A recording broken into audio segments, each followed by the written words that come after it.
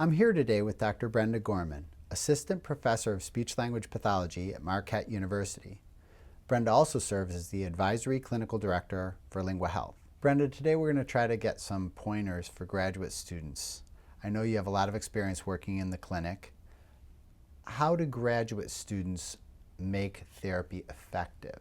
Well, relative to intervention approaches, it's important to know your stuff so that you have a broad knowledge base of intervention approaches to draw upon when then deciding which one is best for your client. To be honest, there's a lot of stuff on the market commercially that's not the most relevant and meaningful in terms of activities.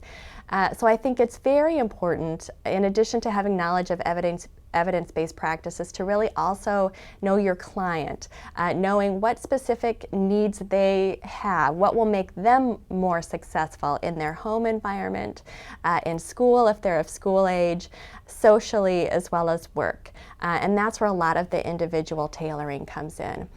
So if we can look at the big picture of what they need and then set up our intervention plans, our targets, as well as the activities to as closely align with those areas as possible, that will be important.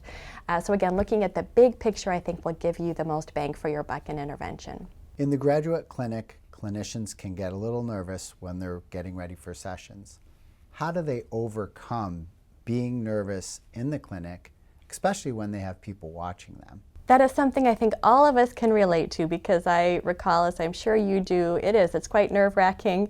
I think preparation, the more prepared you are, the more that will help. So again, if you have a good grasp on what you're doing, if you have seen videos before of your client, if you had any opportunity to get a better sense of what they did before, you'll feel more prepared, and that will help you feel more confident. As far as getting over nervousness, some of it just takes practice, and I'm not sure I have the best solution for how to get over it, but believe me, supervisors have seen new students, many new students, so it's nothing new for them, and they're there to give you feedback. So if you're open to the feedback, that'll help as well. It's a learning opportunity. If they gave you no feedback, then you wouldn't be developing as well as what you're here to do, right? And soon enough, believe me, students forget. I'll be watching students, and before you know it, they're doing all sorts of funny things that you know they've completely forgotten you're there, checking their hair, checking their teeth, and they forget that we're there. So you will too.